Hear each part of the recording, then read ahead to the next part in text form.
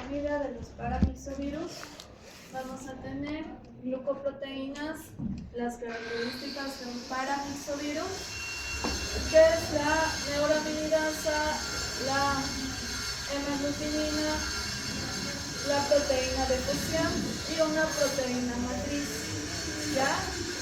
El virus del sarampión se transmite, como todo paramyxovirus, por medio de gotas de vías respiratorias. Entonces su transmisión es en vías respiratorias.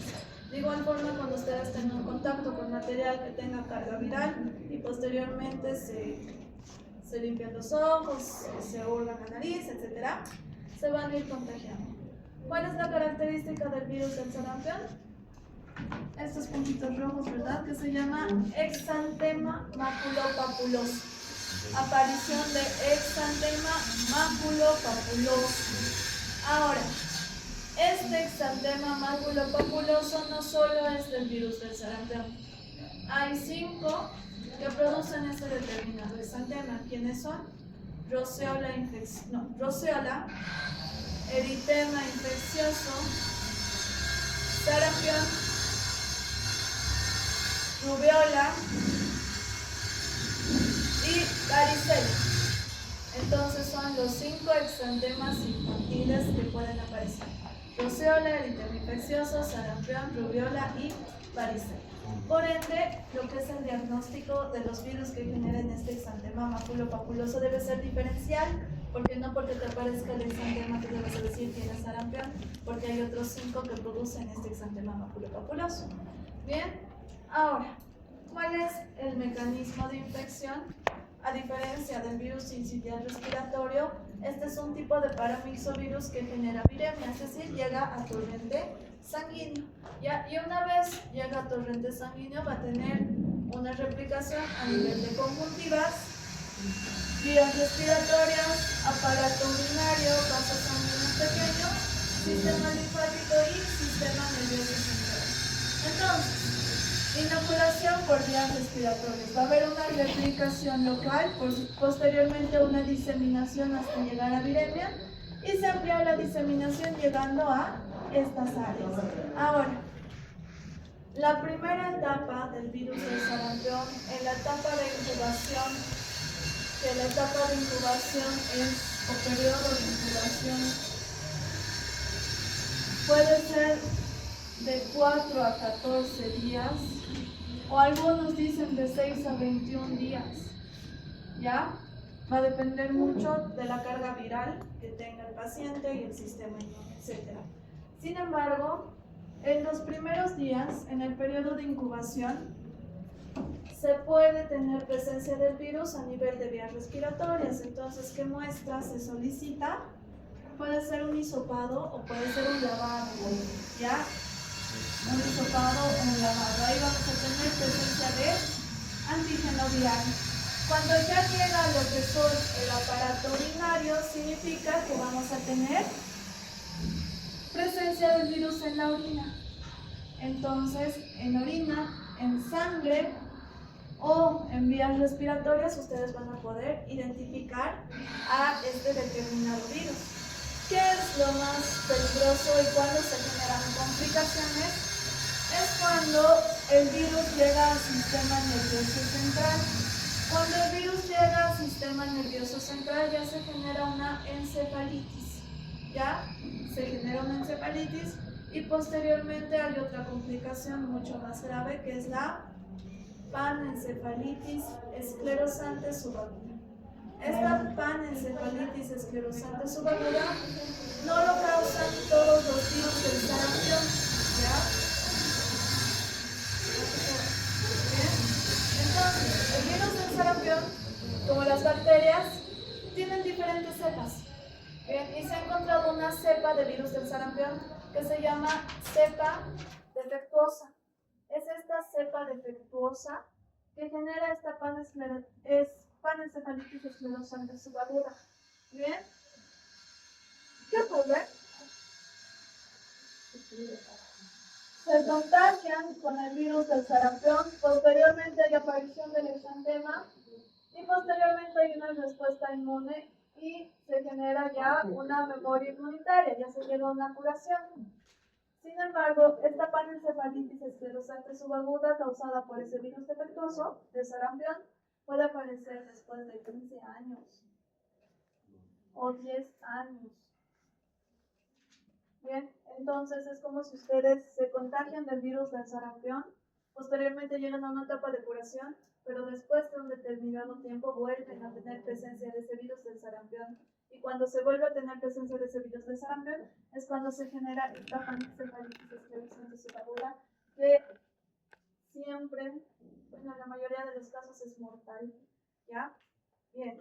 Otras causas, encefalitis postinfecciosa y a lo que es una falta de curación de la infección aguda debido a una inmunidad celular defectuosa, ya fuertemente causa resultado mortal. Ahorita vamos a ver qué significa una inmunidad celular defectuosa.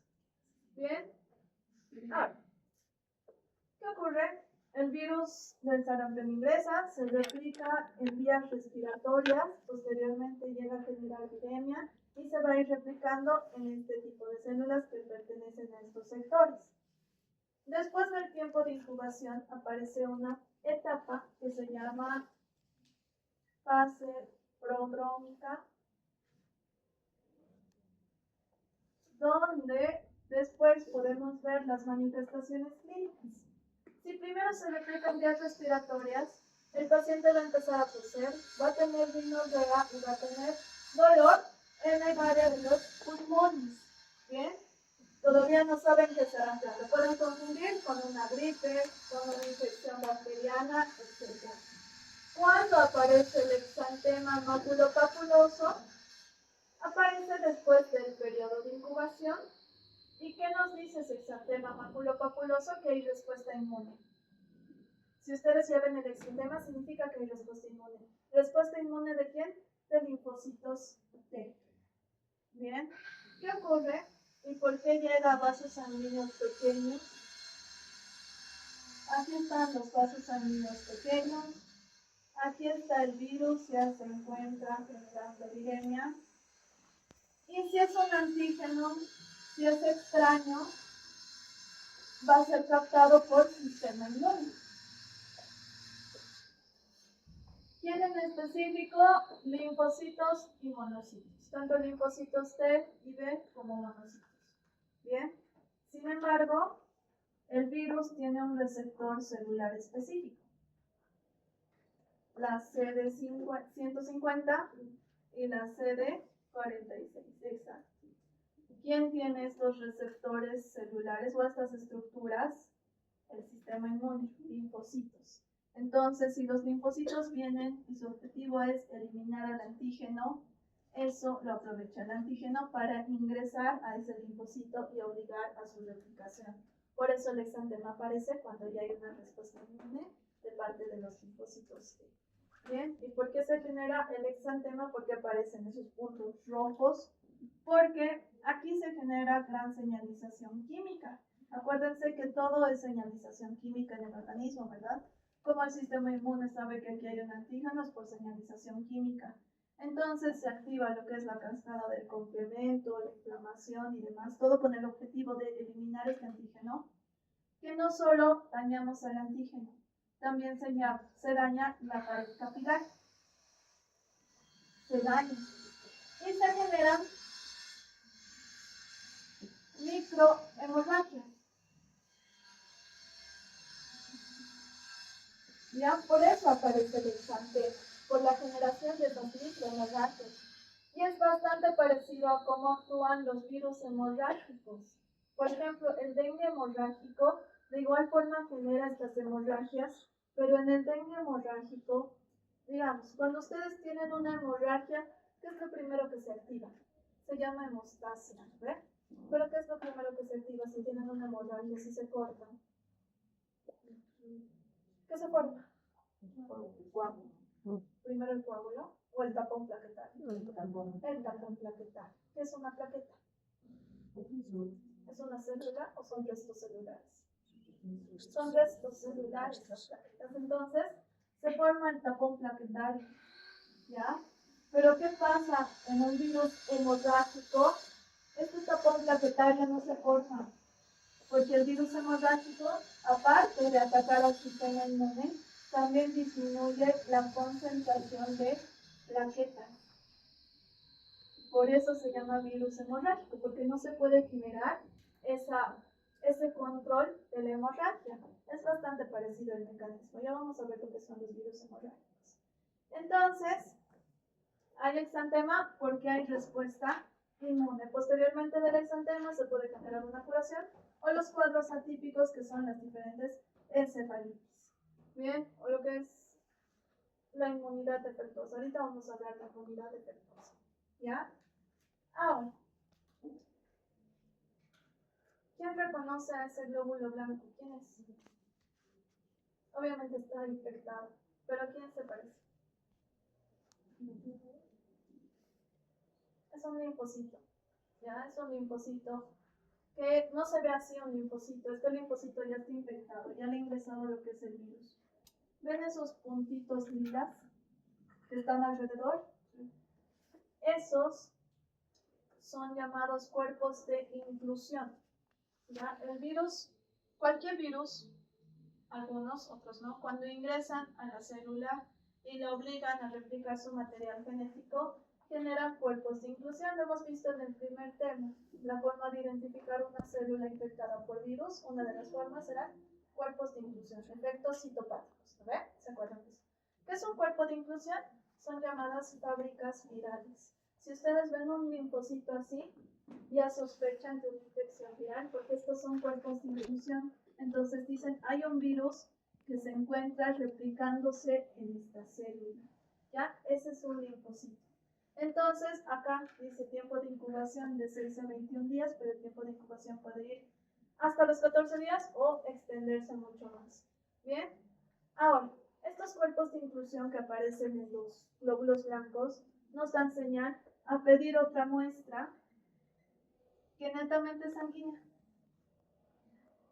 Si ustedes toman la muestra de sangre y se supone que este virus produce viremia, le hacen un frotis sanguíneo, hacen la tinción y observan al microscopio, van a ver a estos linfocitos con esos cuerpos de inclusión. Ahora, como el virus del sarampión no solo se limita a generar viremia, sino que también puede llegar a lo que es el sistema nervioso central, a nivel de células cerebrales también podemos ver estos cuerpos de inclusión. ¿Ya? Pero eso no se hace con un fin diagnóstico, se hace con un fin de investigación, porque es bastante complicado tomar muestra de esa área en un paciente que está vivo. ¿Ya? Generalmente se lo hace por investigación. Bien, ahora, el ser humano va a ser el único hospedador natural del virus del sarampión, aunque puede afectar, pero ya esto en condiciones controladas, a otro tipo de animales, como lo que es el mono, perros, ratones, etc. Y este virus va a deprimir lo que es la respuesta inmunitaria. Lo hace por medio de dos procesos. Uno, va a disminuir la concentración tanto en linfocitos como en monocitos. Y también disminuye o altera la concentración de una interleucina que es la interleucina 2. Que generalmente esta interleucina 12 se activa cuando hay una infección viral. Bien, ahora, ¿cómo se explica eso? Si un ente extraño ingresa al organismo, ya se vuelve en antígeno, ya el sistema inmune lo intenta eliminar. Pero este ente extraño, que es un virus con envoltura porque pertenece a los paramisovirus, viene una célula, su objetivo es ingresar, y al ingresar, yo les había dicho que todos los virus que tienen envoltura, al ingresar, meten su envoltura viral a lo que es la membrana celular y con ella añaden las glucoproteínas de la envoltura viral a la membrana celular. Posteriormente ingresa, genera su replicación y como el material genético ya tiene dentro el material genético viral del virus, es decir, la célula ya tiene información para sintetizar glucoproteínas virales. Y si ya tiene esta información, sintetiza las proteínas virales. Por eso les decía que así como el virus ingresa y le añade la envoltura viral, cuando sale por su mecanismo de gemación, tiene que ser un sector que tenga presencia de estas glucoproteínas. Y no puede salir por cualquier lado, tiene que ser un sector que tenga estas glucoproteínas. Entonces, ¿por qué genera esta disminución en concentración de linfocitos y monocitos? ¿Por qué deprime la respuesta inmune? Porque a los anticuerpos no solo les va a interesar eliminar el virus o los viriones que salgan de la célula, no solo le va a interesar eliminar estos, sino que como la célula ya está infectada y ya tiene sus glucoproteínas a nivel de membrana celular, también el sistema inmune ataca a sus propias células porque ya están alteradas, ya tienen glucoproteínas a nivel de su estructura superficial, ¿ya? Entonces, por eso generamos una lisis celular a nivel de linfocitos y de monocitos, ¿bien? Y la interleucina 12, si no hay respuesta inmune, también va a ir disminuyendo, ¿bien?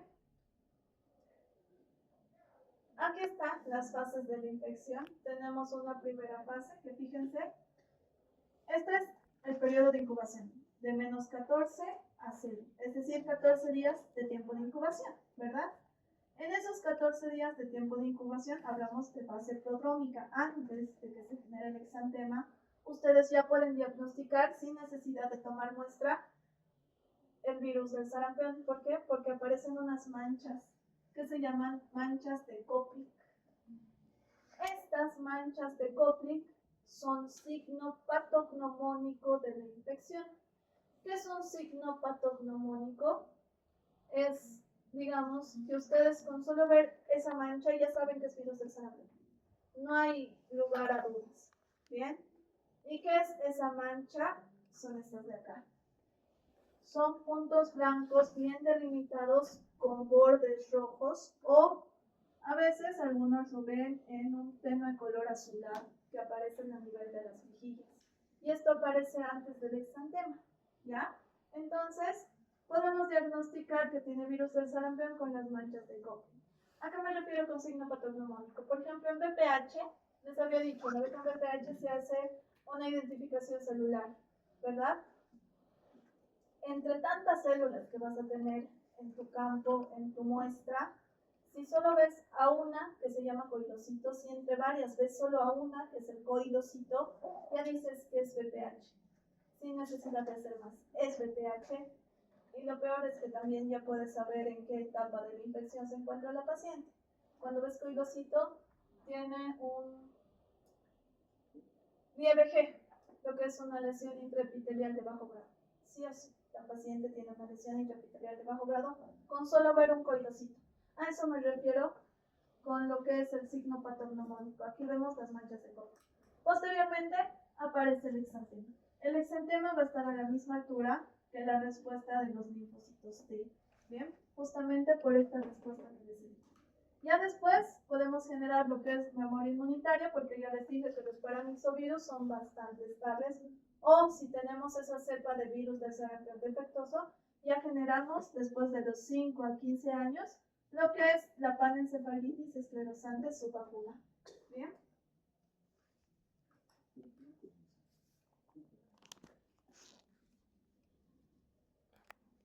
Esto es todo referente a lo que es el tiempo de incubación, etcétera. Y aquí podemos ver lo que son las principales complicaciones del virus del sarampión. Sarampión como tal, ¿cuáles son los síntomas? El exantema maculopapuloso característico, conjuntivitis justamente generado por la viremia. Sarampión atípico, el exantema va a ser más intenso. La encefalitis tras sarampión, a eso se le llama encefalitis postinfecciosa. Y lo peor, que es la panencefalitis esclerosante subacular. Estos son sistemas a nivel del sistema nervioso central, pueden generar cambios de personalidad, de comportamiento, de memoria, y generalmente es mortal. Bien. Ahora, acá podemos ver cómo aparecen estos exantemas. Primero van a aparecer en la cara, posteriormente se van a ir al tronco, y por último van a diseminarse a nivel de las extremidades. Ahora, ¿qué quiero que vean? Aquí tenemos La formación de cuerpos de inclusión. Cada virus, cada microorganismo puede generar cambios a nivel celular, a eso me refiero con efectos citopáticos. Fíjense, el virus del sarampión genera estos cambios a nivel celular. Estos. Bien. Estas son células que en su estructura presentan como puntitos lilas, eso es por la afinidad a la tinción, pero esos puntitos que se presentan se les llama cuerpos de inclusión. Bien, también son llamados lo que son los cuerpos de Plickendick.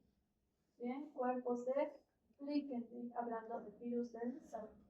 Y no es el único que genera cambios a nivel celular, tenemos otro virus, virus sincicial respiratorio, como ya habíamos hablado, la aparición de sincicios, virus de la hepatitis, vamos a hablar de la siguiente clase, virus de la rabia. Acá, en el virus de la rabia se genera un cuerpo que se llama cuerpos de Negri, aparición de cuerpos de Negri. Ha habido un tiempo donde el objetivo ya no era traer vacunas del exterior, sino era sintetizar nuestras propias vacunas contra el virus de la rabia. ¿Ya? ¿Y quién ha hecho eso? INLASA. INLASA es un laboratorio que se encuentra en el Estado Mayor, entrando, ahí está INLASA. Entonces, había un tiempo en el que para sacar la vacuna tienes que conocer al virus, que aislarlo, atenuarlo y generar su vacuna que ya no es infecciosa. Para eso traían cabezas de perro. ¿Ya? Le cortaban la cabeza a los perritos porque el virus de la rabia ataca el sistema nervioso central a nivel cerebral. Entonces, ahí se podían ver los cuerpos de Negri.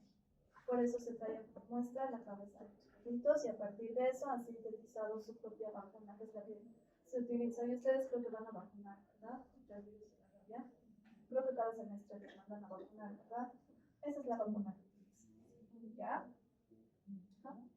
Diagnóstico serológico. Sí o sí tienen que hacer el diagnóstico serológico y se hace por métodos de ELISA o de hemaglutinación indirecta. ELISA o hemaglutinación indirecta. Se puede hacer el diagnóstico molecular, como en todo virus, y también se puede hacer lo que es el cultivo, ¿ya? Pero sí o sí tienen que solicitar tienen que hacer un diagnóstico diferencial porque no es el único que genera lo que es la aparición del exantema maculopapuloso. Bien, hasta ahí, ¿alguna duda con virus del sarampión? Que ya hay vacuna. La vacuna no solo se administra contra el virus del sarampión, son tres que están juntas: sarampión, parotiditis y rubéola. Ya, la famosa SPR, ¿no ves?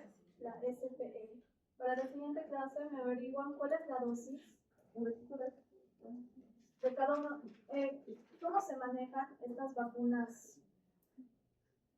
Vacunas que están unidas y solo se administran de una. El virus del sarampión tiene una dosis, el virus de la rubéola está en una determinada dosis, el virus de la parotiditis está en una determinada dosis. Entonces me van a averiguar dentro de la vacuna qué dosis se encuentra del virus del sarampión, qué dosis del virus de la parotiditis y qué dosis del virus de la rubéola. Y cada cuánto se va a administrar. ¿Ya? Cada cuánto se va a administrar. ¿Bien?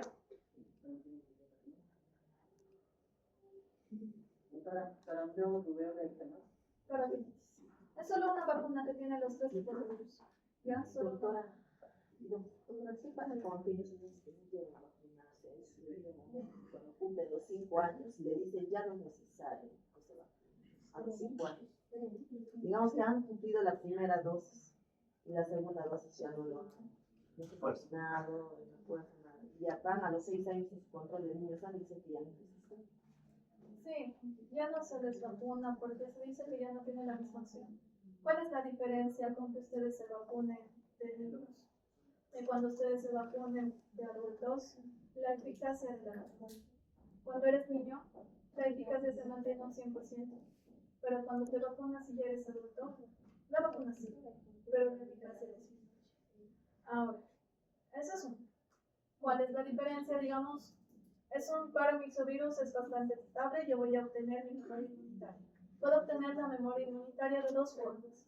Una es contagiándome por el virus normal y yo paso todo lo que es la infección. O dos, me aplico la vacuna e igual tengo memoria inmunitaria. ¿Lo ven? Tenemos esas dos formas. La diferencia es la cantidad, o en este caso título es igual que decir concentración del anticuerpo neutralizante que se genera. ¿Ya? Y creo que de esto ya hemos hablado en la anterior clase, no me acuerdo si con ustedes, pero les dije, si tenemos virus acá, no es lo mismo que venga un anticuerpo y reconozca esta parte, o que venga y reconozca esta parte. Lo que se prefiere es que reconozca esta parte. ¿Por qué? Porque el sitio de acción de la glucoproteína viral es lo que hace interacción con el receptor celular.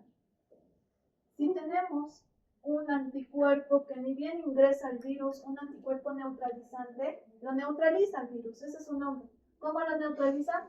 Se une a la glucoproteína y cuando viene a la célula, porque la célula va hacia el virus por la hemaglutinina, les dije eso, ¿verdad? La hemaglutinina, si bien no tiene función de hemaglutinar a los eritrocitos en los paramyxovirus, sí tiene una primera función que es la de adhesión, ¿verdad? Entonces, cuando atrae a la célula, ya no puede ingresar a la célula porque ese anticuerpo neutralizante está bloqueando químicamente toda la señal que tenga la glucoproteína para ingresar a la célula. Esa es la diferencia. El título de anticuerpo neutralizante que se llama. Bien. Además, ustedes se pueden solicitar, si ya se han vacunado contra el COVID, no sé cuántas vacunas han recibido contra el COVID, 3 creo, ¿no? 3, 4, 5. Los del sector de salud porque se están volviendo.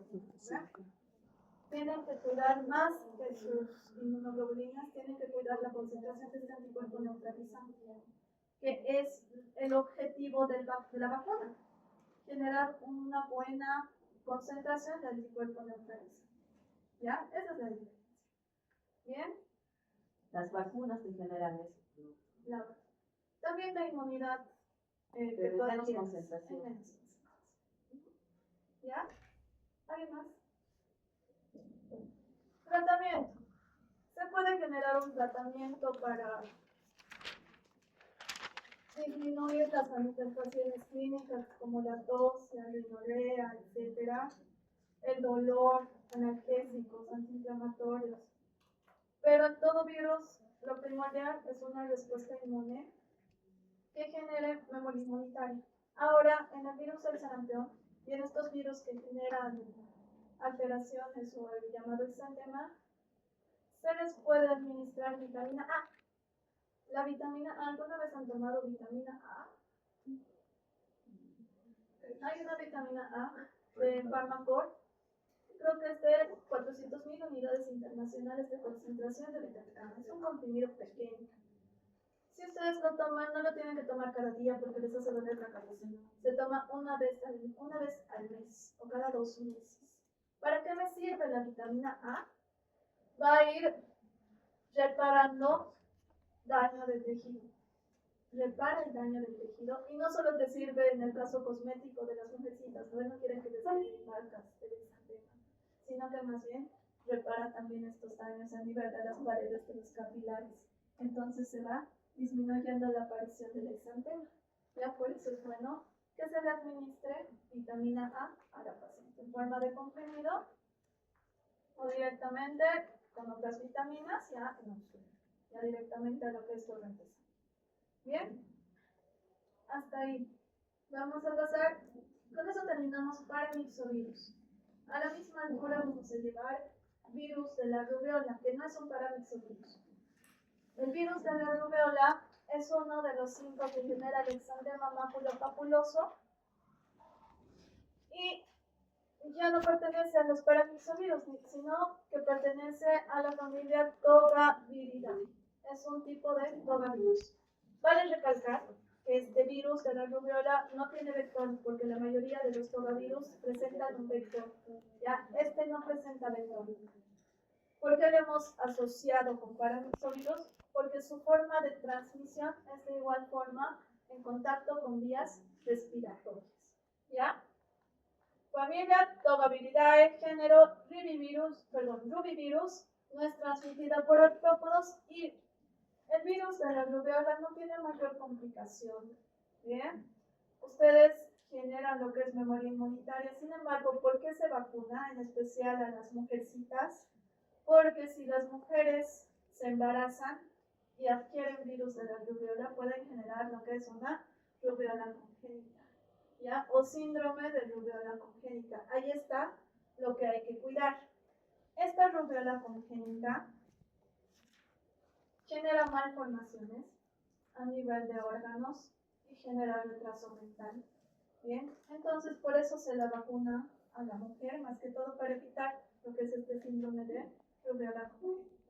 Entonces ahí tenemos lo que es el virus de la rubiola, tiene las mismas propiedades estructurales y modo de replicación de los restantes togavirus. Vamos a llevar aparte lo que es la familia de los togavirus. Es uno de los 5 exantemas clásicos de la infancia, ya saben cuáles son los demás. Norman Gregg ha descubierto que la infección materna de la rubiola era causa de cataratas congénitas. De ahí es que vemos la tríada de Gregg, que es una tríada de manifestaciones clínicas que nos permiten diagnosticar el virus de la rubiola más adelante. Pero es la aparición de cataratas, sordera y daños a nivel cardíaco. ¿Ya? Cataratas, sordera y daños a nivel cardíaco. Esa es la tríada de la rubiola. Bien, vacunar a los niños e impedir la infección en mujeres embarazadas y los recién nacidos. Tenemos aparición de exantema en linfodenopatía y malformaciones congénitas o retraso mental. A eso llamamos lo que es síndrome de rubiola congénita. Entonces, fíjense acá, lo que es la rubiola postnatal, tenemos la aparición de los determinados exantemas y sus ojos se encuentran hinchados justamente porque también se genera, como hay esta aparición, esta infección directa a las células, vamos a generar un cuadro inflamatorio. Bien, y esa inflamación también coadyuva a que aparezcan cataratas, una de las manifestaciones clínicas de la tríada de Gregg. Se presentan en toda la mucosa, en vías respiratorias altas. Entonces, su primera diseminación, acá vamos a hablar de viremia primaria y viremia secundaria. La viremia primaria va a ser cuando después de infectar vías respiratorias va a pasar directamente a lo que es sangre. La viremia secundaria es en el caso de mujeres que están embarazadas y afecta directamente a lo que es el feto. Entonces, para que ustedes me entiendan por qué tenemos estas malformaciones a nivel orgánico, si nosotros tenemos, imagínense, el virus se encuentra en el organismo del feto. El virus va a obligar a sus células a replicarse y va a volver a las células infectadas. Entonces va a producir una destrucción celular. Por eso no se tiene una buena formación a nivel orgánico, ¿ya? Porque las células que tenían que formar ese órgano se han ido destruyendo porque están infectadas. Bien, replicación inicial probablemente ocurre en el sistema respiratorio, seguida de una multiplicación en los ganglios linfáticos cervicales. Aparición del anticuerpo coincide con la aparición del exantema. Aquí seguimos lo que es la regla que hemos visto en el sarampión. Aparece el anticuerpo justamente por este exantema. Y el virus de la rubiola genera el exantema por esta gran señalización química que generan las microhemorragias. Por eso la asociamos con paramisovirus al virus de la rubiola, a pesar de que pertenezca a los togavirus. Diagnóstico de la rubiola. Hay que generar un diagnóstico diferencial. Igual se utiliza ELISA y hemaglutinina indirecta, o en este caso también pueden utilizar lo que es una prueba molecular como el RT-PCR. Tratamiento y prevención. La rubiola demostrada mediante análisis de laboratorio durante años. Lo malo es que lo mejor sería que se detecte el virus de la rubiola antes de los 3 primeros meses, pero no ocurre. ¿Ya? Generalmente se lo detecta después de los primeros 3 meses y ahí es donde la rubiola ya se encuentra afectando al feto. Ahí es donde ya puede generar lo que es infección a nivel celular y posteriormente una lisis celular, y después es difícil tratarlo, ¿ya? Para la siguiente clase me averiguan tratamiento a una mujer embarazada con infección por virus de la rubiola. Tratamiento a una mujer embarazada con infección por virus de la rubiola. ¿Por qué les pido esto? Porque puedes tratar a una persona con cualquier medicamento, ¿ya? Cuidando la dosis. ¿Ya? Tratamiento a una mujer embarazada que tiene virus de la rubiola. ¿Qué medicamentos le das a una mujer embarazada? Para morir. También. Ya está infectada. Sí, ya está infectada. ¿Qué tratamiento le das? ¿Cómo les das? Como les digo, a un paciente que no está, a una paciente que no está embarazada, le puedes dar cualquier medicamento. Ya generará toxicidad, generará algún componente tóxico, pero el paciente lo metaboliza, ya lo elimina. Pero a una paciente embarazada, ¿qué le das? Tienes que cuidar el nivel teratogénico que tenga el medicamento. Un tratamiento atenuado. O un tratamiento atenuado, con virus atenuado se puede hacer, ¿no ve? Que es lo que se utiliza en la vacuna. Pero cuando ustedes vayan a comprar medicamentos de la farmacia, le van a preguntar a la doctora, a la farmacéutica, regálenme el prospecto del medicamento, o le tomaré foto al prospecto, le dicen. Cada prospecto tiene un nivel teratogénico. Cada medicamento te dice si afecta al feto o si no. Eso es lo que yo quiero que me averigüen. No ¿Cuál sería, es el tratamiento que se le da a la paciente? doctora, ¿no sería mejor una ficha técnica de un medicamento? Sí, es lo mismo. Es lo mismo. Pueden, cada industria farmacéutica tiene su página en internet. ¿No ve que ustedes si ponen ahí y le ponen prospecto, desaparece la ficha técnica? Igual también, si ponemos el ficha técnica de tal medicamento, igual también aparece. Sí, pero lo mejor es que pongan el prospecto de, digamos, tengo aspirina de Bagón y tengo aspirina de Indi. Pongan la aspirina perteneciente a Bagón y la aspirina perteneciente a Indi, porque a veces la formulación cambia. Tiene el mismo principio activo, pero los excipientes cambian de industria farmacéutica a industria farmacéutica y la acción cambia. Entonces, todo lo que es mecanismo de acción puede ir cambiando. ¿Ya? Eso es lo mejor. Cada industria farmacéutica debería sacar su prospecto y tener todo su análisis ahí. Por eso quiero que me averigüen el nivel teratogénico de cada uno de los medicamentos que se le administra a este tipo de pacientes. Bien, síndrome de rubiola congénita, la tasa de crecimiento de las células infectadas se reduce, a eso me refiero con tasa de crecimiento, justamente porque esas se encuentran infectadas y esto da por resultado una menor cantidad de células en los órganos afectados al nacer. Por eso vemos la disminución de tamaño o netamente una disminución de funcionalidad. Acuérdense que los niños adquieren anticuerpos de la madre hasta qué mes. ¿Hasta qué mes un niño puede adquirir anticuerpos de la leche materna? Ya, pero hay 5 meses. que cuidarlos a los niños Sí. después de los 2 meses. Hay que cuidar de que no se enfermen. ¿Por qué? Porque se llega a una cúspide de anticuerpos maternos. Posteriormente no desaparecen, pero van bajando de concentración. Entonces, después de los 2 meses, tienen que cuidar, o los niños tienden a resfriarse, a contraer infecciones, etc. ¿Bien? Ahora, manifestaciones clínicas, efectos transitorios en los lactantes, manifestaciones permanentes que pueden ser sostenibles al nacer, anomalías del desarrollo que aparecen, triada característica de la rubiola. Acá hablamos de triada o hablamos de una tetrada. ¿Por qué? Porque podemos tener alteraciones a nivel de la cabeza, microcefalia, a nivel del ojo, cataratas, corazón, cuando ya esté a nivel del corazón, y el oído, síndrome neurosensorial. Ya tenemos una sordera. Esa es la tetrada de Greg. O generalmente no se presenta esta microcefalia, solo a esto llamamos triada. ¿Ya? Diagnóstico, ya les dije lo que es tanto serológico como molecular.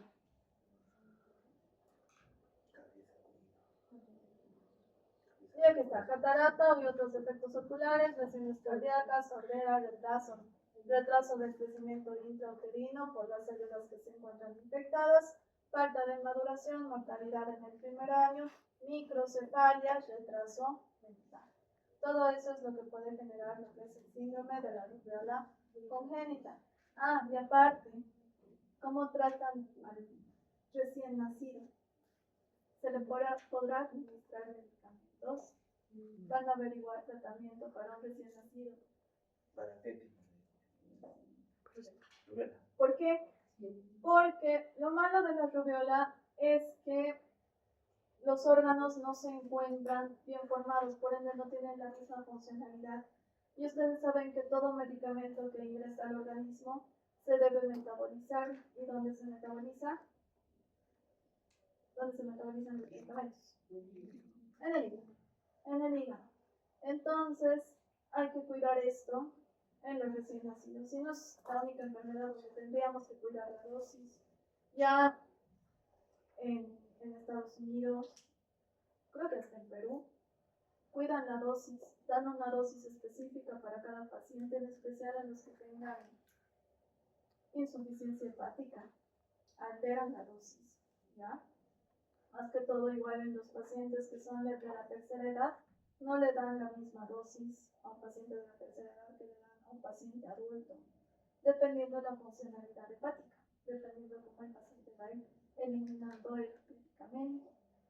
Hasta ahí terminamos con virus de la rubiola. ¿Tienen alguna pregunta? ¿Ninguna? Ya. ¿Hay grupo de exposición? Sí. 2, 3. ¿3 grupos de exposición? Ya, pasen los del grupo de exposición. ¿Y tenían tarea para hoy? Sí. Ya, mientras los del grupo de exposición se alistan, les reviso la tarea.